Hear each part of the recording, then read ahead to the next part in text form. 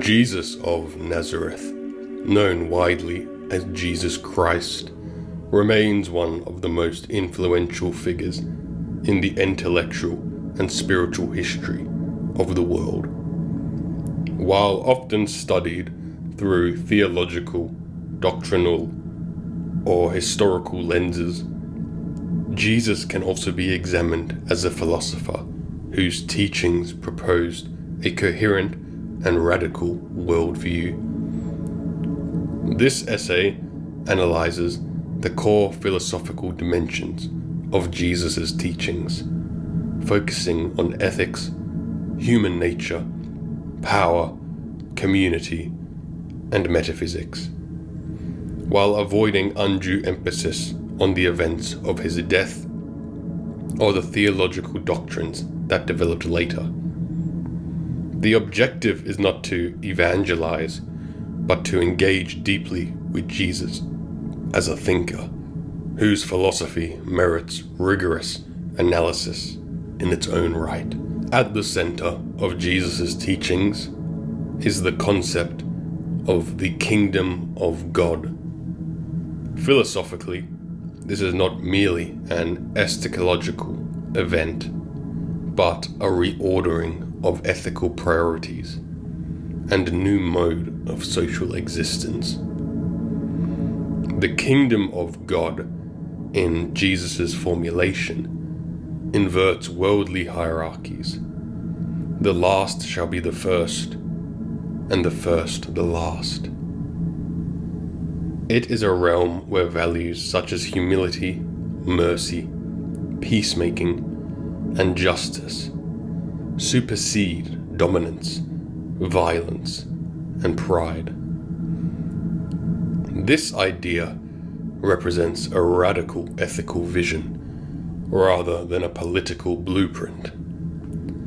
It posits that the moral order should not reflect power structures or material success, but should instead embody compassion, equality, and spiritual integrity. Jesus' parables, such as the Good Samaritan and the Prodigal Son, illustrated the moral inversion by highlighting unexpected agents of virtue and grace.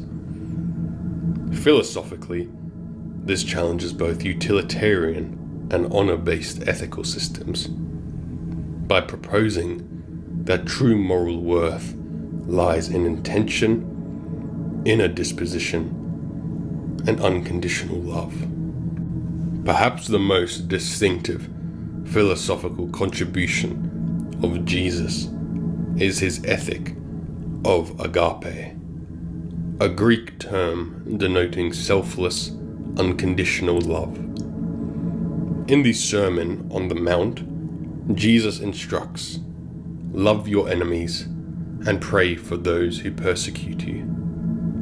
This is a profound ethical principle that moves beyond reciprocity, tribal loyalty, or utilitarian calculation. Instead, it calls for a radical openness to the other, including the hostile and even the undeserving. From a philosophical perspective, this ethic parallels certain strains of existentialism and phenomenology, in which the self is understood as fundamentally relational and responsible for the other. Agape demands an active choice, not a sentimental feeling. It is an act of will that affirms the intrinsic worth of all individuals.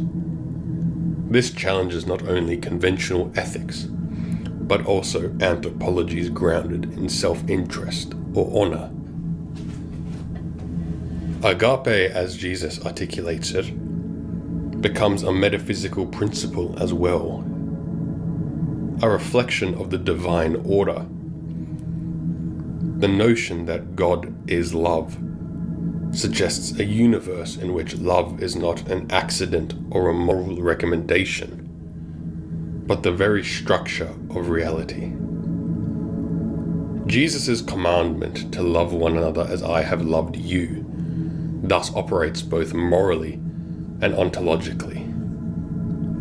Jesus' philosophical stance on violence and power is another area of depth. His rejection of retaliatory justice is encapsulated in the command, if anyone slaps you on the right cheek, turn to them the other cheek also. This is not passive submission, but a form of moral resistance that redefines power relationships. In advocating for non-violent resistance, Jesus introduces a critique of domination and coercion. He offers an alternate vision of power as service rather than control. Whoever wants to become great among you must be your servant. This philosophy of servant leadership